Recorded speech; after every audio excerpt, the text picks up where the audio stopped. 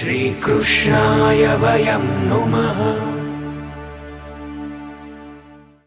દરેક જીવ અલગ અલગ ભાવથી શ્રી વલ્લભનું સ્મરણ, શ્રી વલ્લભના દર્શન કરતો હોય છે. જાકી રહી ભાવના તૈસી, પ્રભુ મુહૂર્ત તેને દેખી તૈસી. જેની જેવી ભાવના હોય એ ભાવથી એ પ્રભુના, શ્રી મહાપ્રભુના દર્શન કરતો હોય છે. કોઈ જગતગુરુ તરીકે શ્રી વલ્લભના દર્શન કરે, શાસ્ત્રાર્થમાં વિજય થઈ, માયાવતનું ખંડન કરી અને જગતગુરુ તરીકે આપનું સ્વરૂપ છે એ સ્વરૂપને કોઈ જાણી અને એ સ્વરૂપથી શ્રી વલ્લભને માનતો હોય છે. કોઈક વિચારક તરીકે, લેખક તરીકે શ્રી વલ્લભના સ્વરૂપને જુએ છે.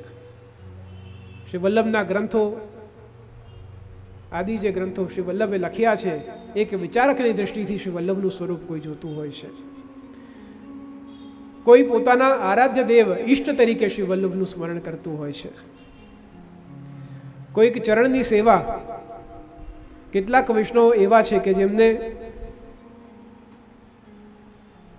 શ્રી વલ્લભની સેવા એમના ઘરે બિરાજતી હોય, શ્રી વલ્લભના ચિત્રજીની સેવા, અને એ દ્રઢ એના ચરણના કેરો ભરોસો, અને એ ચરણના ભરોસો દ્રઢ રાખી અને શ્રી વલ્લભના સ્વરૂપને જાણતો હોય. કોઈ ગુરુ સ્વરૂપે બધા અલગ અલગ વલ્લભ કુલ બાલકો બિરાજી રહ્યા છે. બધા જ વલ્લભ કુલ બાલક છોટો બડો ન જાનીએ સભી અગ્નિ સ્વરૂપ. બધા શ્રી વલ્લભના રૂપે આ ભૂતલ પર બિરાજી રહ્યા છે. વલ્લભ કુલના ભાવથી વલ્લભ કુલમાં સ્વયં શ્રી વલ્લભને જુએ છે. કોઈ ગુરુ અને ઈષ્ટ બંને રૂપે જુએ, ગુરુ પણ છે અને ઈષ્ટ પણ છે એ સ્વરૂપે જુએ.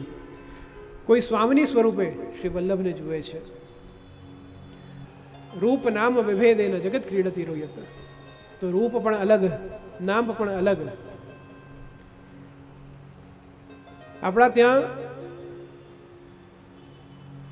પતિનું નામ, ગુરુનું નામ, બાળકોનું નામ આદિ એવા નામો છે કે જ્યાં એ નામ ન લેવું, એ નામ લેવાથી શાસ્ત્ર કહે છે કે એ નામ વધારેથી વધારે ન લેવું. પત્ની પતિને શું કરીને બોલાવો? સાંભળો છો? અલગ અલગ નામથી પતિ એના પત્નીને બોલાવતી હોય છે. તો શાસ્ત્ર કહે છે કે પતિનું નામ, બીજું ગુરુનું નામ. આપણે શ્રી વલ્લભને શું કરીને બોલાવીએ? તો શ્રી મહાપ્રભુજી કરીને બોલાવીએ છીએ. કે આપણા ગુરુ કોણ? તો શ્રી મહાપ્રભુજી આપના ગુરુ છે. તો અલગ અલગ નામથી, અલગ અલગ ભાવથી આપણે શ્રી વલ્લભનું સ્વરૂપ જાણીએ છીએ, વલ્લભને સમજીએ છીએ. કોઈક વિચારક રૂપે, કોઈક ઈષ્ટ રૂપે, કોઈક ગુરુ રૂપે, કોઈક સ્વામીજી રૂપે શ્રી વલ્લભને જાણે છે અને શ્રી વલ્લભના શરણનું આશ્રય લે છે. ગોલોકધામમાં જ્યાં એકવાર ભગવાન સ્વયં વિચરણ કરી રહ્યા છે અને વિચરણ કરતા સમયે વિચાર કરે છે કે સ્વામીજી ક્યાં હશે, અને સ્વામીજીના વિચારમાં પ્રભુ ભ્રમણ કરી રહ્યા છે કે સ્વામીજી શું કરી રહ્યા હશે, સ્વામીજી ક્યાં હશે. અને એ સ્વામીજીના સ્મરણમાં પ્રભુ માન ધરીને બિરાજે છે કે ક્યારે સ્વામીજી પધારશે અને ક્યારે સ્વામીજીનું પ્રાપ્તિ થશે, સંગ થશે.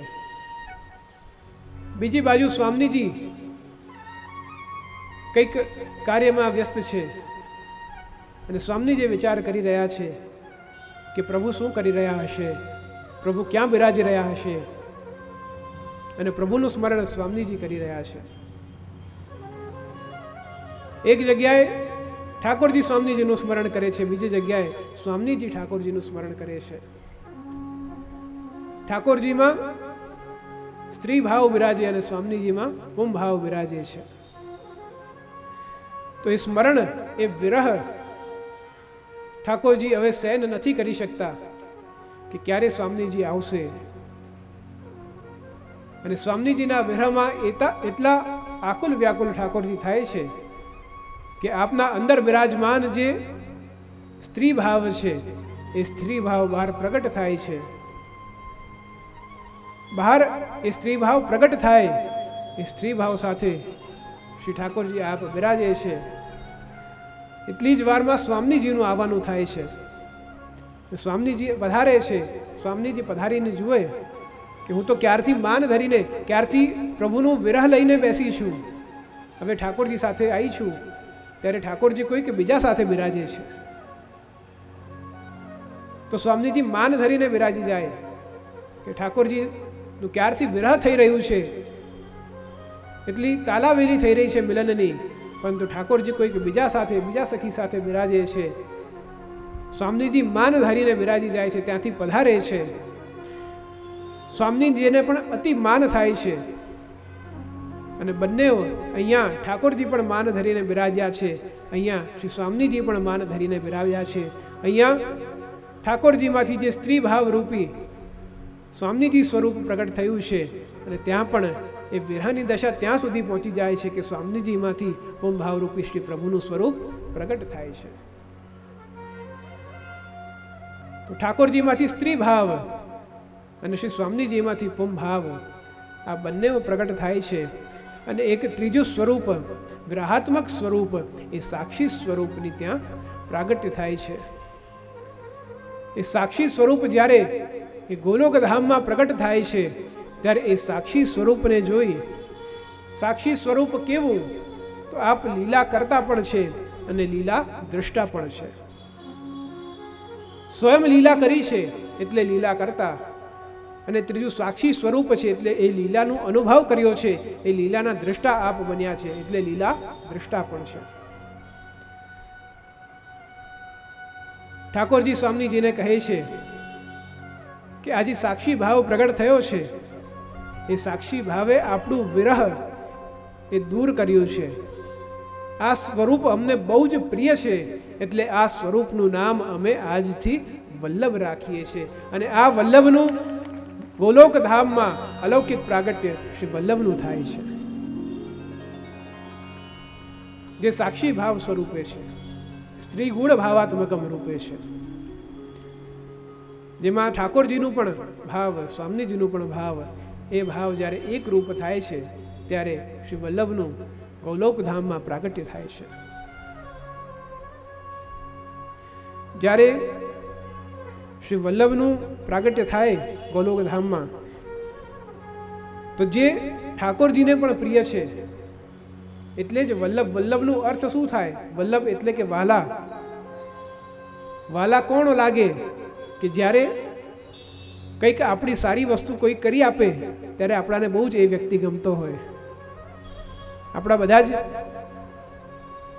લૌકિક ભાષામાં કહીએ તો આપણે બિઝનેસ કરતા હોઈએ છીએ અને કોઈક એવો ઇન્વેસ્ટર સારો આવી જાય કે જે આપણા ધંધામાં ઇન્વેસ્ટ કરી આપે ને આપણો ધંધો આગળ વધી જાય તો એ વ્યક્તિ આપણાને બહુ ગમતો હોય. કંઈક આપણે દુઃખી હોઈએ, કોઈક આવીને ચાર સારી વસ્તુ કહી જાય, આપણું મન સારું થઈ જાય, એ વસ્તુ આપણા, એ વ્યક્તિ આપણાને ગમતો હોય છે. તો અહીંયા સાક્ષાત જે વિરહ છે એ વિરહ શ્રી વલ્લભે દૂર કર્યો છે, એ તાપ વલ્લભે દૂર કર્યો છે. એટલે ઠાકોરજી સ્વામીજીને જે અતિ પ્રિય સ્વરૂપ છે એ શ્રી વલ્લભનું છે. એટલે વાલા લાગો છો વલ્લભ, આપ વાલા લાગો છો. એવું શ્રી વલ્લભ પ્રભુનું નામ અમને પ્રાણ પ્યારું છે. એવું શ્રી વલ્લભ પ્રભુનું નામ. ખૂબ ભાવથી તાલી પાડીને દરેક વૈષ્ણવ. એવું શ્રી વલ્લભ પ્રભુનું નામ અમને પ્રાણ પ્યારું છે. વલ્લભ પ્રભુનું નામ અમને પ્રાણ પ્યારું છે. એવું શ્રી વિઠ્ઠલ પ્રભુનું નામ અમને પ્રાણ પ્યારું છે. એવું શ્રી વિઠ્ઠલ પ્રભુનું નામ અમને પ્રાણ પ્યારું છે. પ્રાણ પ્યારું છે અમને અતિશય વાલું છે. પ્રાણ પ્યારું અતિશય વાલું છે એવું શ્રી વલ્લભ પ્રભુનું નામ અમને પ્રાણ પ્યારું છે એવું શ્રી વિઠ્ઠલ પ્રભુનું નામ અમને પ્રાણ પ્યારું છે. પ્રાણ પ્યારું કેમ છે એ વલ્લભનું સ્વરૂપ? એ પ્રાણ પ્યારું એટલા માટે છે કે જે પ્રભુના શરણ સુધી લઈ જાય છે, જે પ્રભુ સાથે મિલન જીવનું કરાવે છે, અને જેમ સ્વામીજીનું વિરહ દૂર થઈ પ્રભુની પ્રાપ્તિ થઈ, પ્રભુનું વિરહ દૂર થઈ સ્વામીજીની પ્રાપ્તિ થઈ, એમ જીવનું સમગ્ર દૈવી સૃષ્ટિનું વિરહ દૂર થાય અને પ્રભુની પ્રાપ્તિ જીવ કરી શકે. એટલા માટે પ્રાણ પ્યારું છે, અમને અતિશય વાલું છે એવું શ્રી વલ્લભ પ્રભુનું નામ અમને પ્રાણ પ્યારું છે. અને જ્યારે પ્રાણ પ્યારું એ વલ્લભનું નામ હોય છે ત્યારે જેમ ત્રણેય સ્વરૂપથી યુક્ત શ્રી વલ્લભનું સ્વરૂપ છે, પ્રભુયુક્ત, સ્વામીજી યુક્ત અને સાક્ષી ભાવયુક્ત આ સ્વરૂપ શ્રી વલ્લભનું છે. તો જ્યારે જેમ કોઈ સારા વસ્ત્ર પહેરે છે, તૈયાર થાય છે, તો અરીસું ન જોવે તો કેવું ચાલે? ક્યાંક લગ્નમાં જવું હોય, ક્યાંક પ્રસંગમાં જવું હોય, ક્યાંક હરવા ફરવા જવું હોય, વિચાર કરો અરીસુનું નિર્માણ ન થયું તો કેવા લાગત આપણે બધા?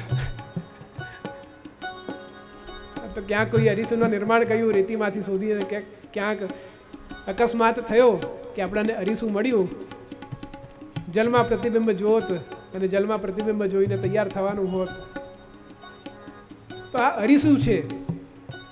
તો તૈયાર થઈને જ્યારે બહુ જ સજી ધજીને તૈયાર થઈએ છીએ ત્યારે અરીસું આપણે જોતા હોઈએ છીએ. એમ શ્રી વલ્લભનું સ્વરૂપ કેવું? તો પ્રતિબિંબ સ્વરૂપે છે. જ્યાં પ્રિયા પ્રીતમ બંને આપનું પ્રતિબિંબ કોણામાં જુએ છે, તો સ્વયં શ્રી વલ્લભમાં આપ પોતાનું પ્રતિબિંબ જોઈએ છે. એવું શ્રી વલ્લભ પ્રભુનું નામ છે. શ્રી વલ્લભ વિઠ્ઠલ અને સ્વયં શ્રી પ્રભુ ભગવદીઓ કહે છે કે આપ એક જ રૂપમાં બિરાજે છે. વર્ષો પહેલા, લગભગ 4500 વર્ષ પહેલા ભગવાન સ્વયં આની સાક્ષી આપે છે. અગ્નિ પુરાણમાં સ્વયં શ્રી પ્રભુ કહે છે કે અગ્નિરૂપો દ્વિજાચાર્યો ભવિષ્યામિહ ભૂતલે, અગ્નિરૂપો દ્વિજાચાર્યો ભવિષ્યામિહ ભૂતલે, શ્રી વલ્લભ અગ્નિરૂપ સ્યાત વિઠ્ઠલ પુરુષોત્તમ. અગ્નિરૂપો દ્વિજાચાર્ય, અગ્નિરૂપમાં દ્વિજાચાર્ય આચાર્ય સ્વરૂપે હું પ્રગટ થઈશ. ભવિષ્યામિહ ભૂતલે, ભવિષ્યમાં થઈશ ભૂમિ પર. અને કયા રૂપે? તો શ્રી વલ્લભ અગ્નિરૂપ, અગ્નિરૂપમાં શ્રી વલ્લભ સ્યાત વિઠ્ઠલ પુરુષોત્તમ. તો વલ્લભ વિઠ્ઠલ રૂપે ભવિષ્યમાં હું અવતીર્ણ થઈશ, હું પ્રગટ થઈશ. એની સાક્ષી 4500 વર્ષ પહેલા સ્વયં શ્રી અગ્નિ પુરાણમાં આનો ઉલ્લેખ ભગવાન સ્વયં કરતા હોય છે. શ્રી મહાપ્રભુજીનું આ ભૂતલ પર 3 સ્વરૂપ બિરાજે છે. એક સ્વયં શ્રી વલ્લભ મહાપ્રભુજીનું સ્વરૂપ જે વિરહાત્મક સ્વરૂપ છે. એક શ્રી ગુસાઈજી આપનું સ્વરૂપ, પ્રભુચરણનું સ્વરૂપ જે આપનું રસાત્મક સ્વરૂપ છે. અને એક શ્રી દમલાજીનું સ્વરૂપ જે ભાવાત્મક સ્વરૂપ છે. આ 3 સ્વરૂપથી શ્રી વલ્લભનું સ્વરૂપ આ ભૂતલ પર બિરાજે છે. ગઈકાલનો જે પ્રસંગ છે, ગઈકાલની 2 દિવસ થયા પહેલાં વડોદરામાં અલગ અલગ સ્થાન પર શ્રી મહાપ્રભુજી ઉત્સવની સત્સંગ પ્રચાર સભા ચાલી રહી છે. અને વાઘોડિયામાં સત્સંગમાં જ્યાં પ્રવચન માટે પ્રવેશ થઈ રહ્યો હતો ત્યારે એક નાનો બાળક આવ્યો અને આવીને દંડવત કર્યા. તો દંડવત કરીને અને ત્યાં જ એમને એમ જ દંડવત કરતા રહ્યો. તો પછી બધાએ કહ્યું કે ચાલ હવે આવી જા, પણ એ ત્યાં જ બેસીને ઝૂકીને દંડવત જ કરતો રહ્યો. પછી એના પિતા આવીને કહે છે કે પ્રભુ આપ આશીર્વાદ આપો તો જ ઊભો થશે. કે રોજ એનો નિયમ છે કે ઠાકોરજીને ત્યાં જાય, વલ્લભના ચિત્ર પાસે જાય, સેવામાં રોજ જાય, દંડવત કરે, દંડવત કરીને પછી એના માતા પિતાના દંડવત કરે, દાદા દાદીના દંડવત કરે, એ આશીર્વાદ આપે પછી જ એ સ્કૂલે જાય છે. તો એવા અદ્ભુત સંસ્કાર આજના સમયમાં, અને બાળકની ઉંમર લગભગ 6-7 વર્ષની હતી. આ ઉંમરમાં એવા સંસ્કાર બાળકને જો મળે છે, આપણે પણ શું કરીએ છીએ? ઘણીવાર પ્રભુ સન્મુખ જઈએ છીએ, આશીર્વાદ લીધા વગર જ આવી જઈએ છીએ. ના, બાળક જેવી ટેક રાખવી કે પ્રભુ એટલી સેવા કરીશ, એટલું ભગવત નામ લઈશ, એટલું આપનું આશ્રયમાં રહીશ, એટલા કીર્તન કરીશ, એટલું અવિરત અષ્ટાક્ષર મંત્રોનો જાપ કરીશ કે પ્રભુ આપ આશીર્વાદ રહ્યા વગર નહીં જઈ શકો. એવી ટેકો હોવી જરૂરી છે.